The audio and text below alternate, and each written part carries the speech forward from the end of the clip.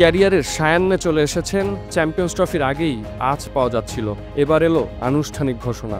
বাংলাদেশ ক্রিকেটের সর্বকালের অন্যতম সেরা batsman Mushfiqur Rahim one day cricket থেকে অবসরের ঘোষণা দিয়েছেন।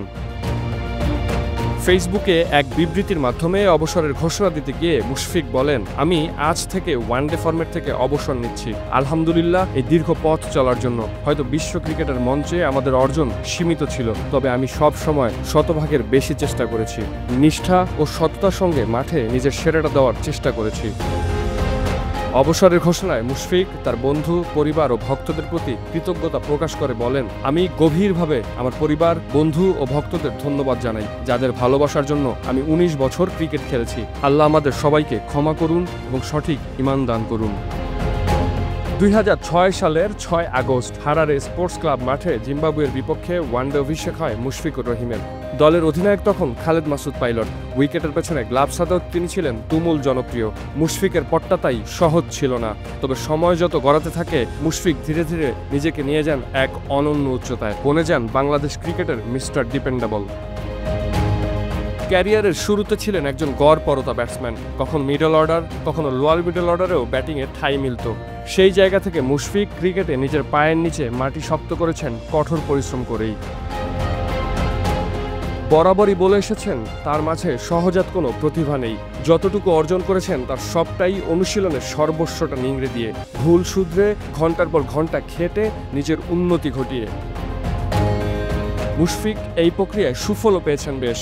টেস্ট ক্রিকেটে বাংলাদেশের প্রথম ডাবল সেঞ্চুরি এসেছে তার হাত ধরেই। উইকেট রক্ষক হিসেবে তিনি ইতিহাসের একমাত্র ক্রিকেটার যার টেস্টে ২টি ডাবল সেঞ্চুরি রয়েছে। টেস্ট ক্যারিয়ারে মুশফিকের অবশ্য ডাবল সেঞ্চুরি সর্বমোট ৩টি।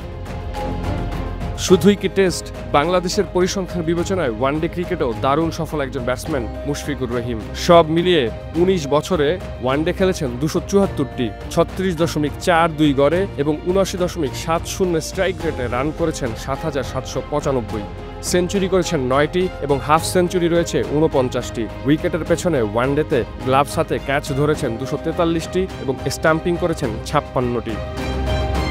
বাংলাদেশের বাস্তবতায় বর্ণাঢ্য ক্যারিয়ার। সময় গড়ায়, সাথে মানুষের বয়সও বাড়তে থাকে। ক্রিকেটাররাও এ চিরন্তন ধারার বাইরে নয়।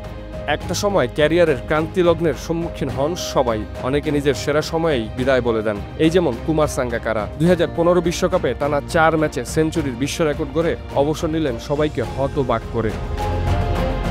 অ্যাডাম গিলক্রিস্ট দুনিয়ার সেরা উইকেট রক্ষকদের একজন ছিলেন। একদিন শুধু ভিভিএস লাক্সম্যানের একটা ক্যাচ মিস করেছিলেন স্ট্যাম্পের পেছনে দাঁড়িয়ে। তার দীর্ঘদিনের পার্টনার ম্যাথু হেইডেনকে বললেন, বন্ধু আমার সময় শেষ। এরপর স্বেচ্ছায় চলে গেলেন অবসরে। ফর্মে তুঙ্গে থাকা অবস্থায় স্টিভেন স্মিথও অবসরের ঘোষণা দিলেন সবাইকে ক্লুলেস রেখে। কারণ চ্যাম্পিয়ন্স ট্রফির সেমিফাইনালে ভারতের বিপক্ষে ফুল টসে বোল্ড হয়েছেন। ম্যাচের ক্রুশাল মোমেন্টে স্মিথ ফুল টস খেলতে গিয়ে আউট হবেন, এমন দৃশ্য খুবই বিরল। স্মিথ নিজেও হয়তো মনকে সান্ত্বনা দিয়ে উঠতে পারেননি, তাই হুট করেই বিদায় বলে দিলেন ওয়ানডে ক্রিকেটকে। এবারের চ্যাম্পিয়ন্স ট্রফিতে প্রথম ২ ম্যাচ হেরে টুর্নামেন্ট থেকে ছিটকে যায় বাংলাদেশ। দলের ব্যর্থতায় আঙুল ওঠে অভিজ্ঞতম ব্যাটসম্যান মুশফিকের দিকে। এই টুর্নামেন্টটি শুধু নয়, বেশ কিছুদিন ধরেই প্রত্যাশার প্রতিফলন পড়ছিল না তার পারফরমেন্সে। চ্যাম্পিয়ন্স ট্রফিতে ২ ম্যাচে করেছেন সর্বসাকুল্যে ২ রান। সবশেষ ১৪ ইনিংসে তার 50, স্রেফ ১টি। এর ৭টিতেই আউট হয়েছেন ২ অঙ্ক ছোঁয়ার আগেই। শেষটা ভালো না হলেও মুশফিক চির অম্লান হয়ে রইবেন টাইগার সমর্থকদের মানসপটে। মুশফিক রয়ে যাবেন ২০০৭ বিশ্বকাপে মুনাফ প্যাটেলের বল বাউন্ডারি ছাড়া করে দলকে জয়ের বন্দরে ফেরানোতে। মুশফিক রয়ে যাবেন ওয়েস্ট ইন্ডিজের বিপক্ষে টি-20তে নিজেদের দ্বিতীয় জয়ের পথে ছক্কা হাঁকানোতে। মুশফিক অমলিন হয়ে রইবেন বিশ্বকাপে ইংল্যান্ডকে হারানোর ম্যাচে অনবদ্য ৮৯ রানের মধ্য দিয়ে। তাই শেষটা যেমনই হোক না কেন, যতদিন বাংলাদেশ ক্রিকেট থাকবে মুশি চিরস্মরণীয় হয়ে রইবেন টাইগার ক্রিকেটের বাক বদলের নায়কদের একজন হিসেবে। Mushfiqur Rahim, thank you for everything. Appreciated by his teammates, appreciated by the crowd.